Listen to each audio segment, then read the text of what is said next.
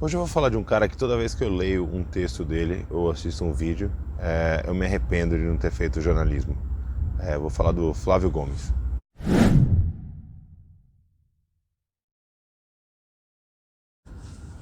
Então, eu acho que todo mundo quando está no colégio, né, no ensino médio, tem muitas dúvidas do que quer fazer de faculdade, né, que carreira seguir, a gente tem que escolher isso muito jovem, né? E eu nunca tive esse problema, eu tinha certeza desde, sei lá, uns 13, 14 anos que eu queria fazer jornalismo, especificamente jornalismo esportivo, eu sempre gostei muito de esporte. E eu fui com essa certeza até o terceiro ano do ensino médio. E aí, por circunstâncias da vida aí, né, no terceiro ano eu acabei passando em uma universidade, mas não era a que eu queria. E aí eu fui pro cursinho para tentar a universidade que eu realmente queria estudar, que era a USP. Mas nesse meio tempo eu acabei, por várias coisas, mudando de ideia e, e fazendo economia, né, que foi a minha graduação. É, eu normalmente não me arrependo disso, é difícil saber que rumo sua vida teria tomado, né, se eu tivesse feito outra coisa. Mas esse cara que eu citei na introdução, o Flávio Gomes, e eu tenho acompanhado o canal dele recentemente, e ele é um dos caras que me faz que talvez até seja um dos motivos de eu estar fazendo esses vídeos agora, porque é meio que uma espécie de jornalismo, né? É um dos caras que me coloca aquela pulga atrás da orelha, assim, tipo de e se eu tivesse seguido outra carreira, sabe? E eu vou explicar por quê, é, de algumas formas, né? Citando alguns pontos. O,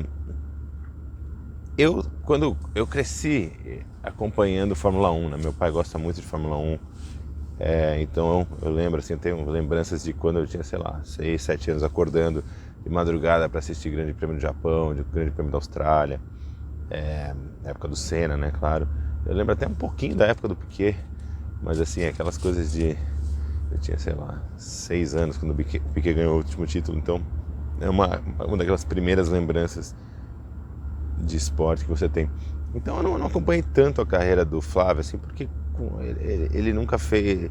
Era só Globo, né? Basicamente era Galvão, Reginaldo Leme, e foi isso que eu cresci vendo, né? Eu até tinha algum contato com os textos dele, porque eu acompanhava. é, sempre segui bastante jornais, também rádio um pouquinho, mas eu ainda não tinha, acho que, maturidade para entender quem era a pessoa por trás daquilo, né? A Globo sempre teve essa dominância muito grande no Brasil, né? Principalmente Fórmula 1, né? E então eu tenho tido contato com o trabalho dele mais recentemente. E ele tem um canal, um canal dele, tem uma empresa, né? Que acho que chama Grande Prêmio. Eu devia saber disso, devia saber o nome exato, mas não lembro agora. Mas o canal dele chama GP às 10. Não é só ele que faz vídeos, né? Ele faz, acho que agora está fazendo 3 vezes por semana. E ele cobriu Fórmula 1 por, sei lá, ele cobre ainda, né? Mas ele cobriu em loco por 20 e tantos anos.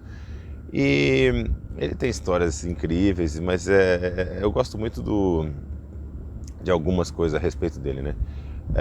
A primeira coisa é o jornalista mesmo, né? Assim, como eu acabei de falar, nunca me formei, nunca tive aulas de jornalismo, mas eu ainda sinto que tem alguma coisa dentro de mim que é meio que um espírito jornalista, assim, né? Então, tem algumas coisas que ele conta e o jeito que ele decidiu exercer a profissão dele que pô, me fazem pensar, puta, acho que eu seria mais ou menos parecido, né?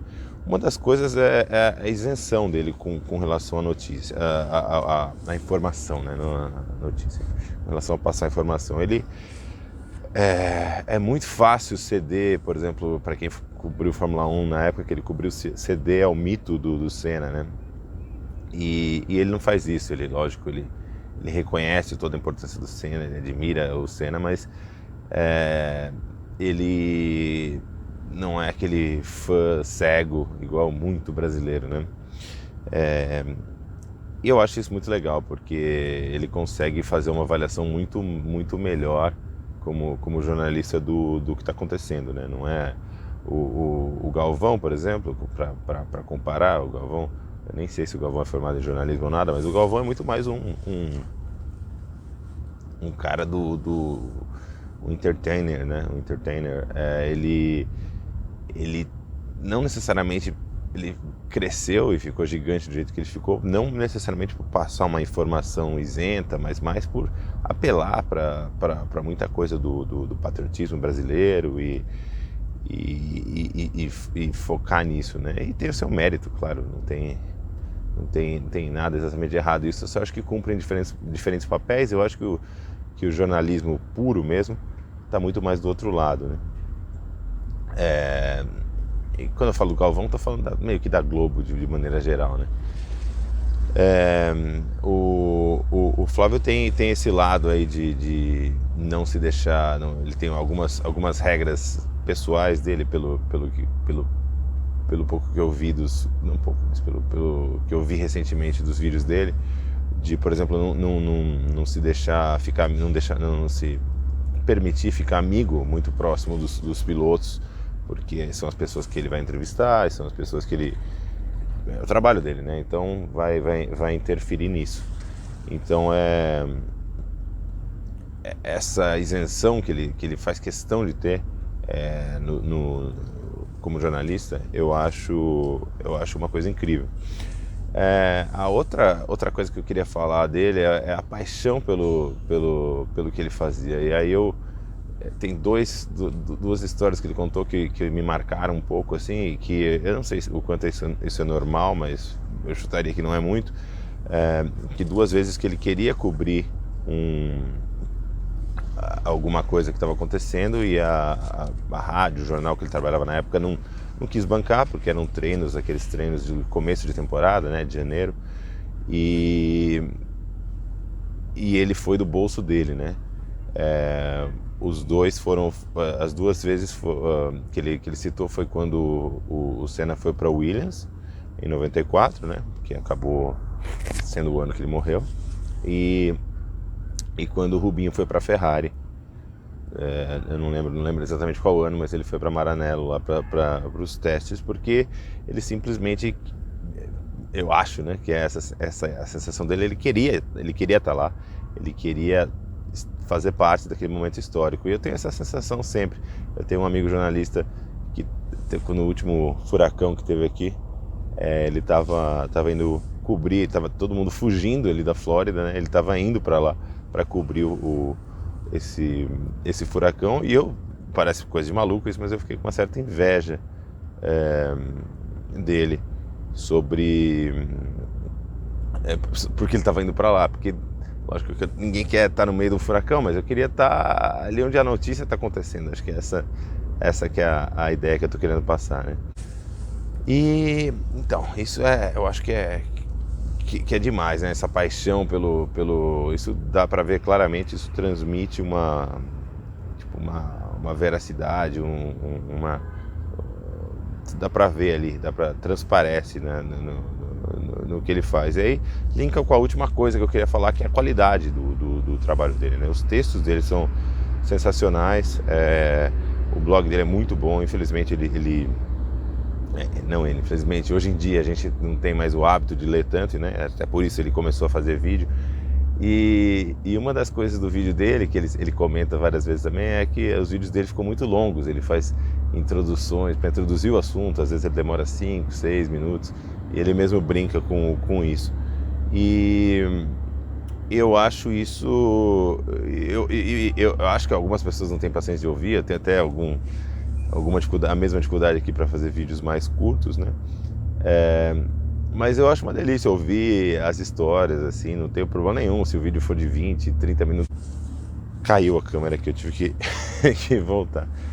Não tem problema nenhum se o vídeo tiver 20, 30 minutos, porque a história vai fluindo, eu gosto dos detalhes, eu gosto das coisas dos pormenores ali que ele vai introduzindo, eu acho muito legal.